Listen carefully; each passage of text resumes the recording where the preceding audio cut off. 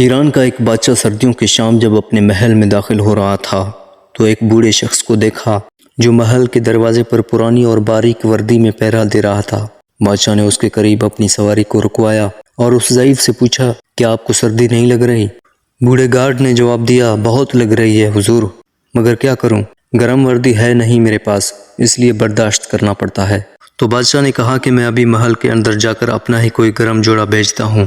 Guard نے خوش ہو کر بادشاہ کو سلام کہا اور بہت تشکر کا اظہار کیا، لیکن بادشاہ جیسے ہی گرم محل میں داخل ہوا، بوڑھے شخص کے ساتھ کیا ہوا وعدہ وہ بھول گیا۔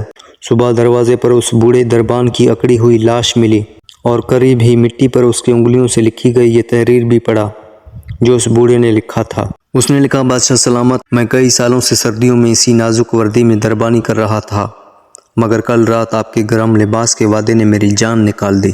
تو دوستو، میں آپ سے مخاطب ہوں اور میری بات ہمیشہ یاد رکھنا کہ سہارے انسان کو کھوکھلا کر دیتے ہیں، اسی طرح امیدیں کمزور کر دیتی ہیں۔ اپنی طاقت کے بل بوتے جینا شروع کیجئے، خدا را سہاروں کے بے ساکھیاں پھینک کر اپنی طاقت آزمائیں۔ ویڈیو اچھی لگے تو شیئر کیجئے، بہت شکریہ۔